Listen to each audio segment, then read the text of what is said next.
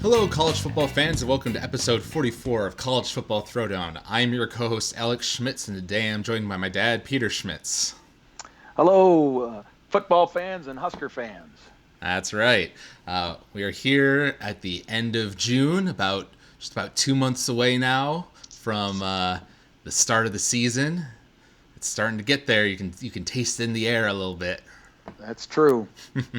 Yeah. That's absolutely true here in Traverse City today, Alex. It is, let's see, it was 57 degrees when I got up this morning. And so it's been a wonderful, cool, autumn-like day.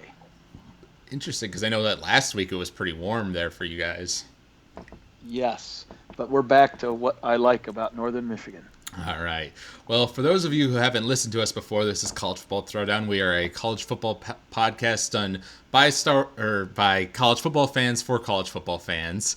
Father-son duo here, and we're going to talk about our national topics before we get on to our discussion of our favorite Cornhusker Nebraska football team.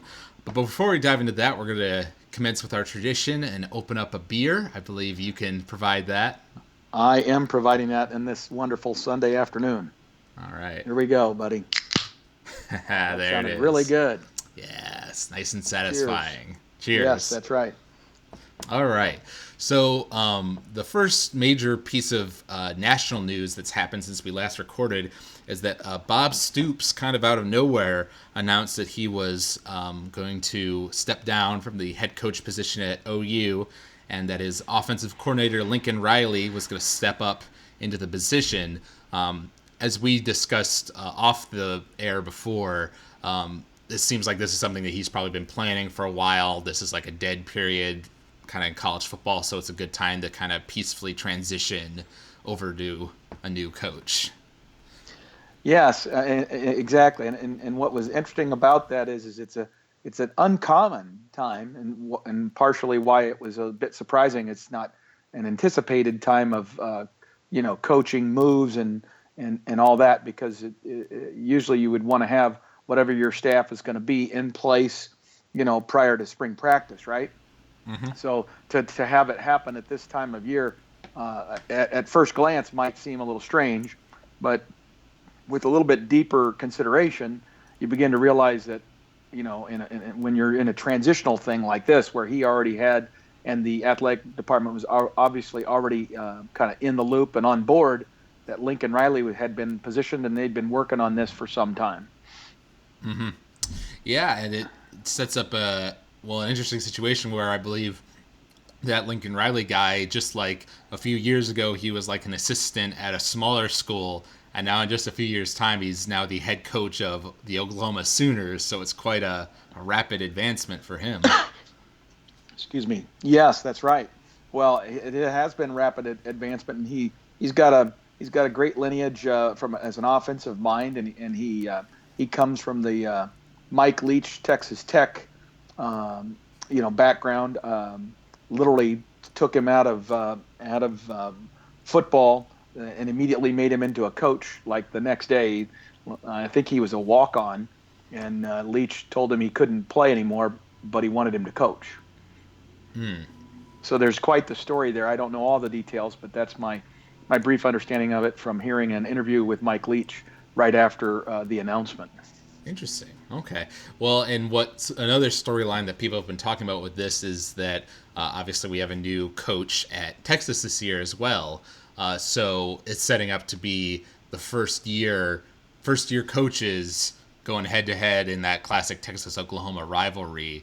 And so it'll be interesting to see how those two kind of progress, if they're both able to thrive in this new environment, or if one of them struggles, or it could make for an interesting rivalry. Yeah, and it's interesting, and there's some parallels, of course, to Nebraska with regard to the Tom Osborne and Barry Switzer transition. Tom Osborne and Barry Switzer both took over football programs that were being passed on by legends, right? Bob Devaney and Bud Wilkinson from Oklahoma.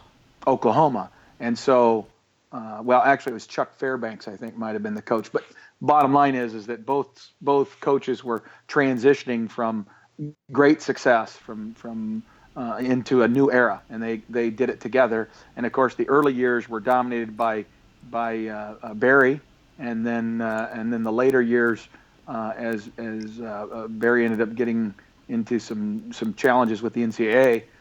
Ultimately, Osborne started to get the upper hand, and then ended up continuing his stay quite a bit longer than Barry. But it was always fascinating, and there was always a natural connection, rivalry between those two because they started at the same time. And so it will be interesting to see if Texas and Oklahoma, and frankly, the bottom line is it was great for both of those institutions because it was a natural rivalry for the two, and they were so different in personality was also part of it. And so it'll be interesting to see how they dissect that in the media, the differences between Lincoln Riley and the new coach at Texas, whose name is escaping me Tom right now. Herman, right? Tom Herman, thank you. Yeah, Yes. with his both of them offensive minds, that had just incredible success at previous stops, whether it be Ohio State or more recently Houston for Herman. Mm-hmm. That's right. And then the other main national topic that we wanted to discuss was just some drama that's been going on with the satellite camps. Obviously, last year we had it was kind of this explosion of using the satellite camps as a recruiting method. Jim Harbaugh in particular from Michigan really going crazy with him, publicizing it. And so now the NCAA this year has put in some additional restrictions, made it so it can only be at high schools, only for this certain period of time, and all these sorts of things. Actually, not at high schools, at colleges. I'm sorry, Yep. I keep forgetting that. Yeah. But what's interesting now is that I believe it was Ed Oregon at LSU was getting some heat for pressuring some smaller colleges or in smaller high schools from allowing some of his competitors to have satellite camps within Louisiana. Right. And so bottom line is that obviously you don't want people to be coming into your backyard and recruiting people that you want to have access to. So some head coaches have made comments, whether they were necessarily intended to intimidate or to coerce or encourage, the coaches and players from that state or region to maybe reconsider their decisions to participate in some of these little regional camps or not, satellite camps. That's really the crux of it. And I think it's a mistake for any coach to say that publicly, even though they might feel that way, because frankly, it does not reflect well. The optics, if you will, to use a today term, is not good for you if you are that guy. Right. Yeah. Well, and I guess it's an inevitable kind of aspect of the satellite camps thing, considering the coaches' ultra competitive nature and trying to hold on to any advantage that they can, of course. Absolutely. Well, and that's the thing is, I think there just needs to be a recognition that, and I've been on both sides of this and complain out of both sides of my mouth, so I know I'm kind of hypocritical in some of these conversations because I'm a fan. That's the nature of fandom. You're a little blind to things, but the reality is, college football isn't fair. There are rules and circumstances that line up to provide significant advantages for certain schools and programs and conferences over others, and there always will be. It's never going to be completely fair. But at the same time, when the NCAA tries to do some things that help to balance and spread the wealth and give more an opportunity, because I think the NCAA recognizes that one of the challenges that this game of college football, more than any other sport in the NCAA, college football runs a risk of being completely dominated by a select group, a very small select group. It's even smaller than has historically been the case if they allow certain things to kind of evolve. And so, you just want to make sure that at least among the major sports that you don't have the sport become boring because all of a sudden every year it's Alabama, every year it's Clemson, Every year it's Ohio State. Well, at some point you got to break that mold, right? There's got to be ways for teams to rise and fall a little bit more. Right, right. Well, and it's not just from the goodness of their hearts or for the integrity of the sport. It's also a money thing, in that if you have Yes. like we've had in the past, where you have LSU and Alabama, playing each other in their conference championship, and then having a rematch in the national championship. Two SEC teams. There's just no regional pull in other parts of the country there, and it's fine for a little while. But if that becomes like a trend, then you lose interest, you lose eyes on TV sets, and that's not obviously not what they want. Exactly. That is correct. All right. So if we don't have any other national topics, I think it might be time to move into the Nebraska side of the conversation. Does that sound good to you? Sounds great. All right. Well, one of the shakeups since we last did a podcast at the end of May is that Bob Elliott, our safeties coach, has volunteered to step down, and Scott Booker, who is our special teams coach, is going to be taking on the safeties duties alongside his special teams duties, and Bob Elliott is staying on the staff as a defensive analyst. I believe that was the word. Yes, that is correct. Now recall, Bob's not been with us. Bob hasn't actually coached a game yet at Nebraska, and was brought on, after the football season this past year, in the hopes that he has battled a number of health issues, and I don't know all the details of his health issues, but he had to take some time off for a period of time at his previous stop, which was Notre Dame, and but he's just a highly regarded coach, and things looked like they were getting better, and it seemed like he was ready to resume, the kind of energy and what do you want to say, burden of full-time coaching position, and then there appears to have been some reason for the school and him to collectively make the decision that it might be wiser for him to take a different role, and so that has happened, and he has embraced that. From all I can gather, reading between the lines of commentary and such that I've been able to uncover, is that it was just one of those things where he needed to remain focused on keeping himself healthy and battling whatever he is battling. But at the same token, he still had something to contribute, and he loves it. He's loved his time at Nebraska. He wants to stay, wants to be a part of the deal. So, and we were lucky in that we had this other coach really waiting in the wings and ready to kind of just step in. And from what I can tell, he has a pretty darn good history as a recruiter. Don't know much about him in terms of his background as a safeties coach. I don't know that he's ever been a safeties coach before. He has been a coach at the Division I level, don't get me wrong, and he's done very good with recruiting. But I think it was in other positions like linebacker and some other spots. So it'll be interesting to see how he does. Now, I'm a big believer that a coach is a coach, right? And it's more about philosophy. If you are a coach that's familiar with the concepts of a 4-3 defense, then you can coach safeties or corners or linebackers or whatever within that scheme. Now, switching from offense to defense is a little bit more of a challenge. And obviously, there's always little nuances that somebody who's spent years and years at an individual position, might know. But in this day and age of information sharing, that's the kind of thing that you can learn rather quickly. And so it's more about, can he coach? Is he a good communicator? Can he teach the kids? Can he connect with the kids? All those kinds of things. So that's going to be the make or break thing with Coach Booker. Mm-hmm. Yes, thank you for reminding me. I forgot that Bob was one of our newer hires. Mm-hmm. So yeah, it is a shame that we won't be able to see him, as our safeties coach while the season's actually going. But right. It sounds like you said, it's purely a health-related decision, not anything because of his performance as a coach or anything of that sort. Right. And I think, again, for Coach Booker, it's an opportunity, and I think he has a chance then to seize that opportunity, right, and really do something with it. And he understands the 3-4 defense. He's coached with our defensive coordinator, Bob Diaco, before. So he's a guy that knows the scheme. So it's not going to be starting from scratch. I got to learn this thing and go. He already knows it. Right.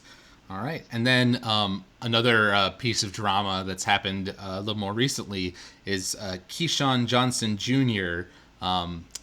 He has, I believe, he is had taken like a 6 month leave of absence from Well, at school. least, Is that yeah, right?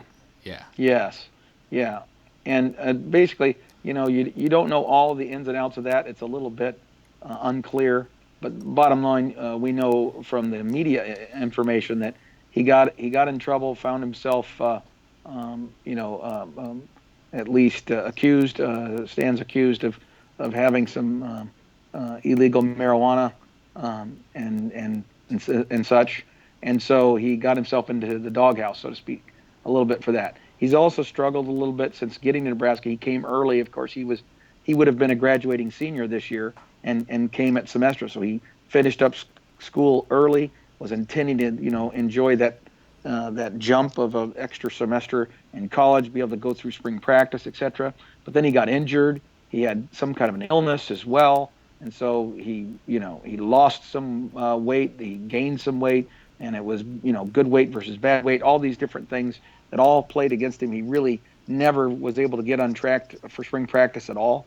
Didn't really do anything. Was eventually just kind of shut down and said, we're not going to do anything right now. And then he got into this off the field issue, and I think at that point,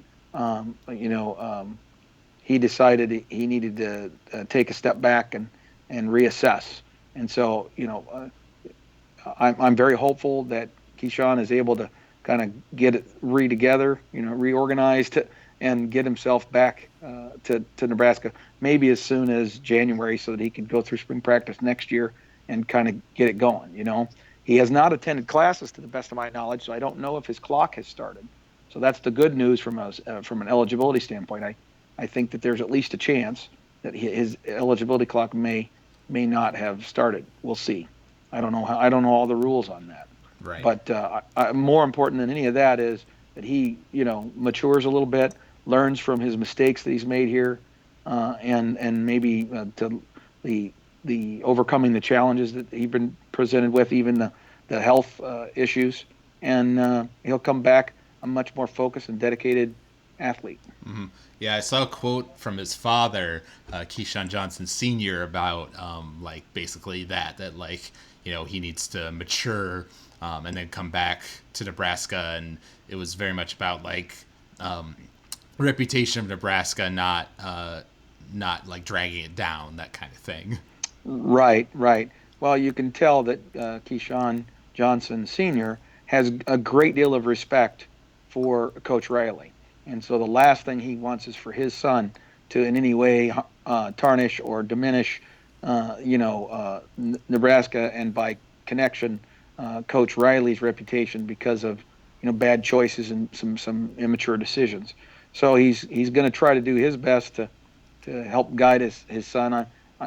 We'll see how that all plays out.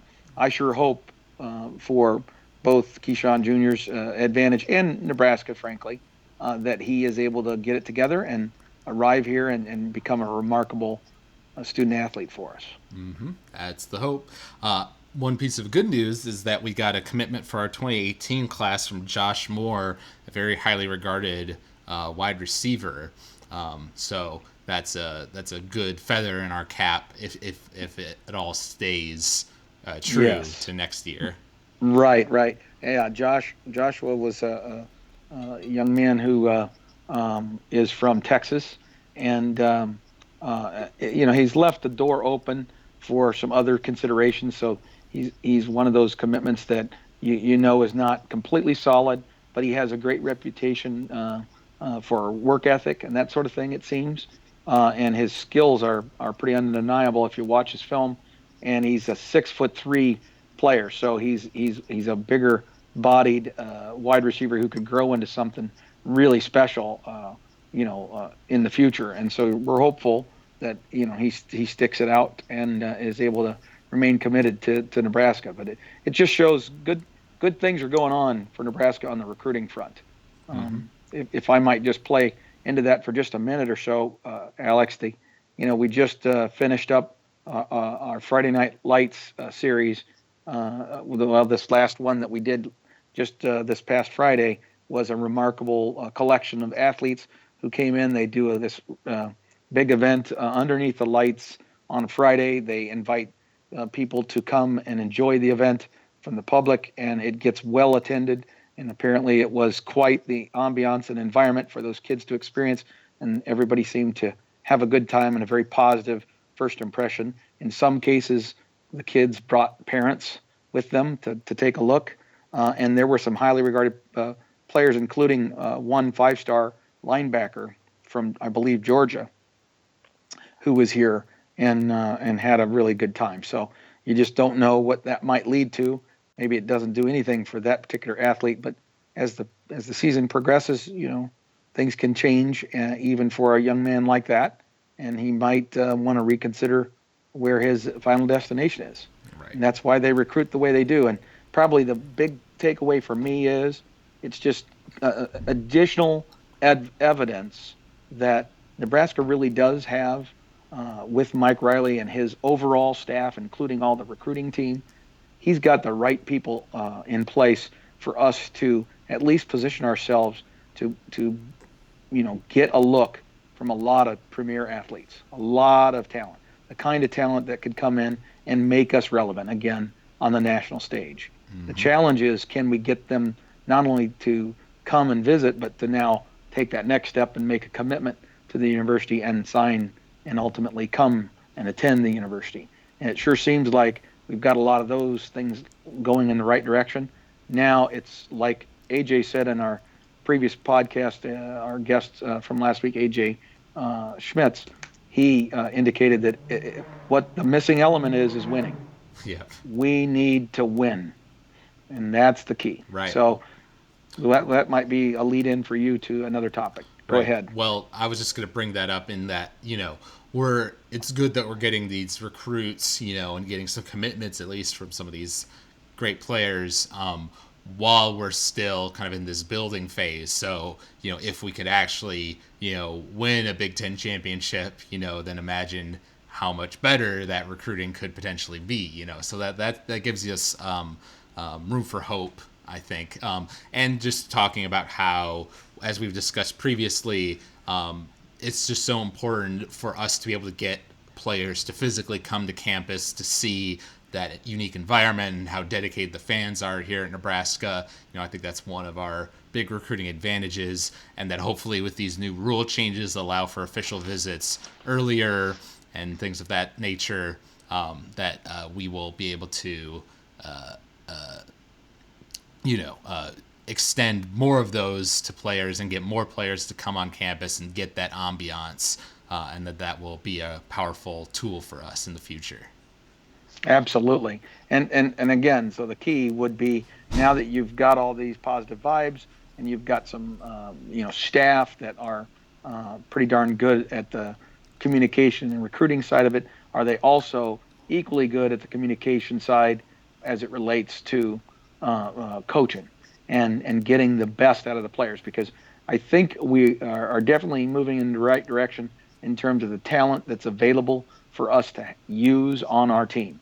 So now the question is, can we get that talent ready consistently and knowledgeable about the systems we want to implement, and then doing it, Right. And if we can get all that going, then life's going to be pretty darn good, going forward. Or are we ready to be a Final Four participant? No, probably not. But can we start to move in a direction where we're a legitimate threat to Wisconsin's, relative dominance here in the Big Ten West since the creation of the divisions?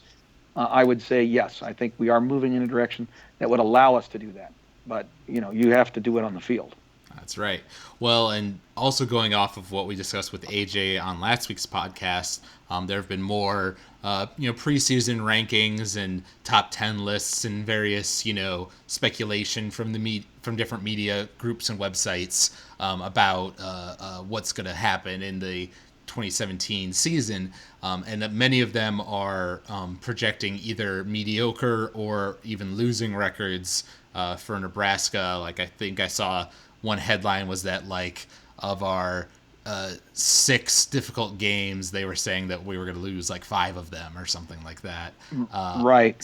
So the I guess the my question is there something that these media people are seeing that we just aren't because we're fans and we're a little blind to it, or are we seeing something that they're not seeing?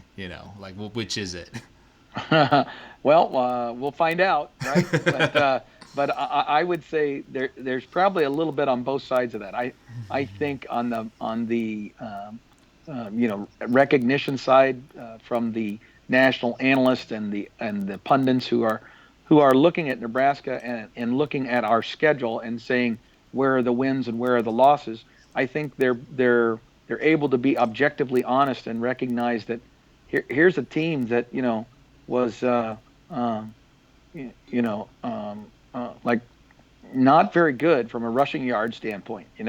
Not very good from a passing yards total offense. This was a team that struggled last year offensively, especially in the second half of the year.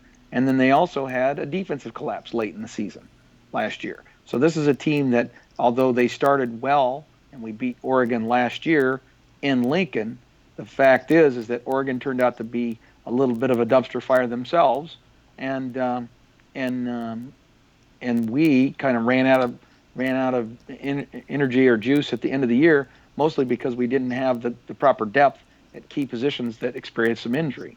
And so the question is that really a lot different this year?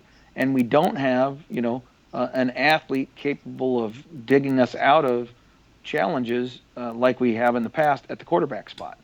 So I think they look at it and say, you've got a brand new defense.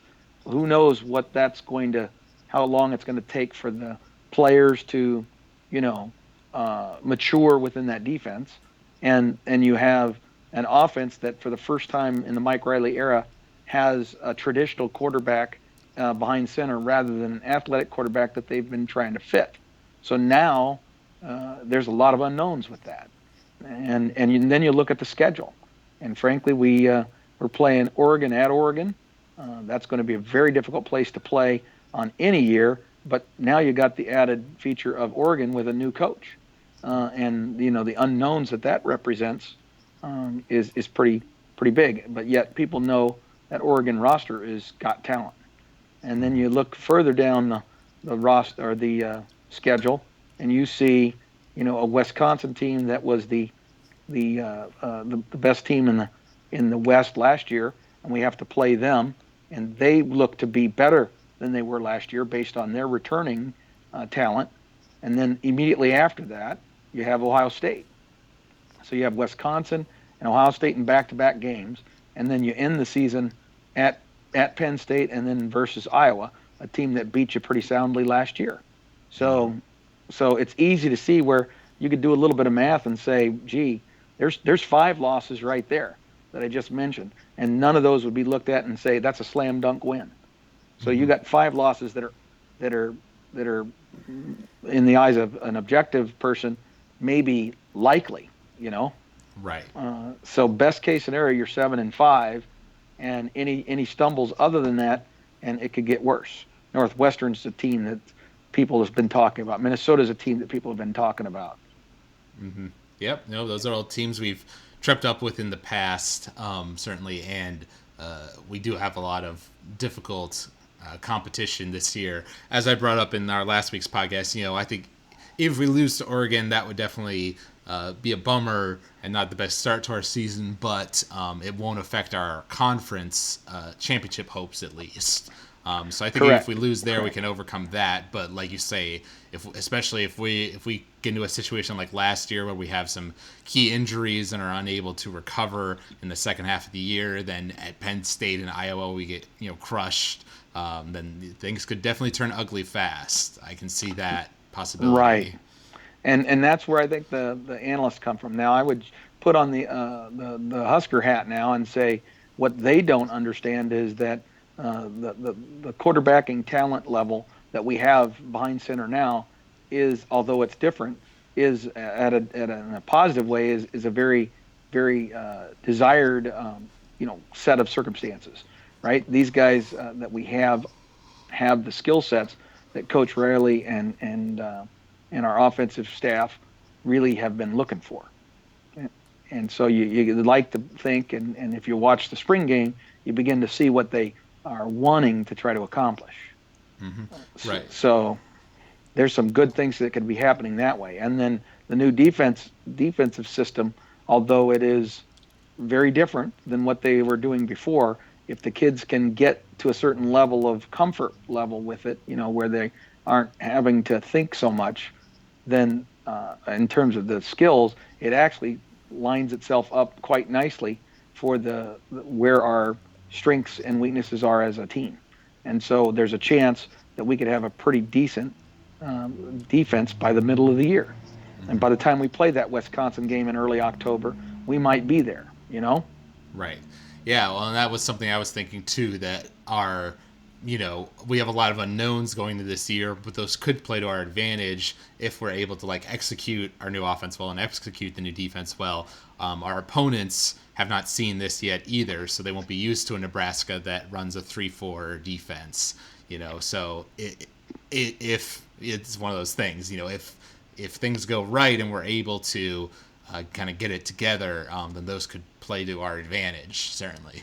Exactly. I mean, but we need some playmakers to emerge too. We saw glimpses maybe that suggest that there's some wide receivers that might have playmaking ability, but really the only proven guy that we have is Stanley Morgan, and of course he's had some off the field issues, and will likely be suspended, maybe for that Oregon game. So, I mean, we might not even have his services for that game, which would be horrific if that were true. Because with a young and fairly and very thin wide receiver core, made thinner by Keyshawn Johnson Jr.'s decision to take some time off, we're in a little bit of a hurt there. So we're going to need those guys to emerge. So there's some unknowns that you just don't know. And if they go in a positive way, then things could be good for us, and we could surprise some people. But if they don't, which is probably more likely given recent history, then we could be looking to struggle this year. Right.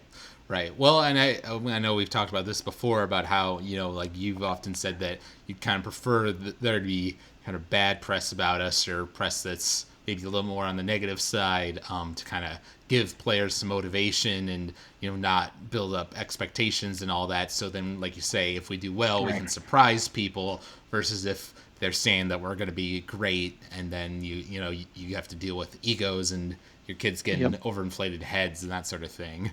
Right. And I'm not so much worried about overinflated heads, because if anything, what we need now is success so that our confidence will increase. I think we're way too fragile a team. We don't have a demonstration in recent years of the kind of that is required to really be a championship caliber team. And when I mean that in the terms of a conference championship or even a division championship, you've got to, when the chips are down, have some guys make plays. At the Right. end of the day, that's what you need to have happen, and we haven't had that in recent years. Yeah. Back there, did you say like the strength needed to be a competitive team? You dropped there for a sec. Oh, I was speaking more about the not strength, but the mental toughness, the Right. mental aspect of it. Right. So Mental fortitude there. yeah, exactly. Yeah. Yeah. Well, I mean, that's what's interesting. It's going to be a series of unknowns, and like you say, with Riley finally having a throwing quarterback, in his pocket, several, in fact. It could lead to some good things that they're finally able to get the offense they want going.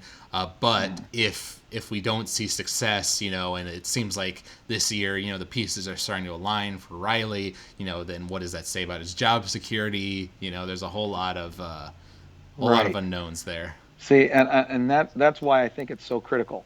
So as much as I would agree with you about the Oregon game is going to be a very difficult one, it's also going to be a very important game for Coach Riley, because it's a circumstance where, frankly, we won the matchup last year mostly because Tommy Armstrong was healthy at that point in the year and he was able to make some individual plays, and Oregon's defense is not their strength. but we're now playing into their strength more this year because we don't have that athletic quarterback that they didn't have an answer for. Now we're going to have to do it by execution of our offensive scheme, Mm-hmm. and that's going to be really important to us. Right. But if we can find a way to win that game, then we have a series of games: Northern Illinois, Rutgers, and Illinois, that would allow us to build some really positive momentum going into that Wisconsin game. And where that mental confidence comes into play is October 7th against Wisconsin. Yep. And man, would that be huge, because that's a home game. It's almost certainly going to be at night. I would expect, if we had that kind of success, because we'd be in there at 5-0, or maybe 4-1 at the worst if things go well. And Wisconsin would likely be highly regarded as well. So that's a huge matchup for the Big Ten West. Yeah. No. And if and if we win that game, then we're effectively a game and a half ahead of Wisconsin within the conference. And that's huge. Right. Yeah. No. I mean, we talked about this on the last podcast too. I agree with you. That Wisconsin game was without a doubt the most important one of our year, because then we play Ohio State the next week, and 90% chance, even maybe even higher, that we're going to lose that game. But I can accept that if we can beat Wisconsin. Right. If we can beat Wisconsin, and then because the Ohio State game is at home and we have a bye week, we have 2 weeks to prepare for Ohio State game.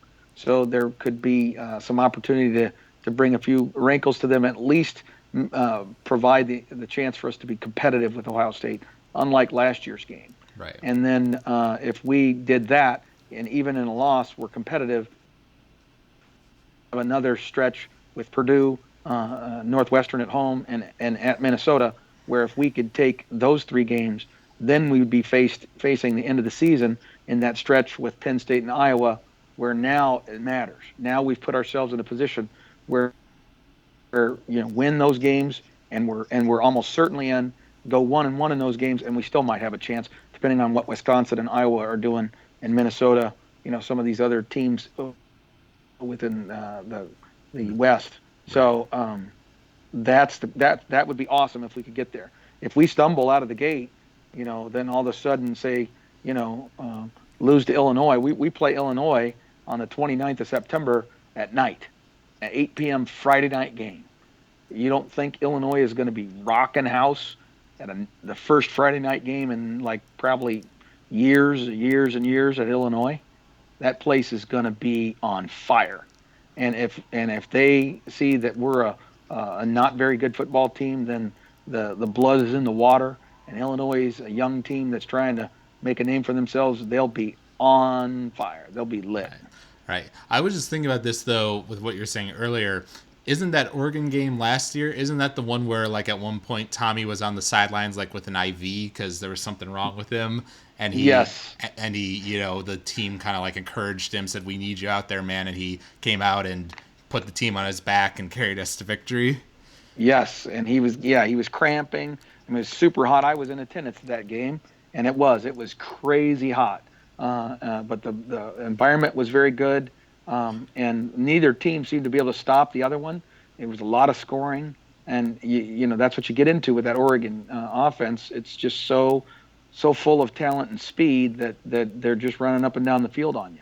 But we got to stop, I think, and they weren't able to stop us. And then Tommy made a crazy 4th down play, if I remember correctly, that kept a drive alive and ultimately led to a fairly tight victory. And you'll recall all the 2-point conversions that they tried. So that's a team that has a ton of talent. Right. No, well, I mean, yeah. Oregon's always going to have talent. Just a question of, if they've got the coach to use it, and we'll find out if that's going to be the case this year. It's going to be interesting for sure. Yes. All right. Good. Well, I think that this wraps up this 44th episode of College Football Throwdown. If you out there enjoyed listening to us, you can email us at huskerpete13@gmail.com. You can find us online at podomatic.com. We're footballthrowdown.podomatic.com. You can find us on iTunes, subscribe, leave a like, review, rating, all that fun stuff. Talk about us if you enjoy the podcast. Give us some critical feedback. If you think there are areas we can improve, we're always looking for constructive criticism from our audience. Anything more you want to say to the fans out there, Dad?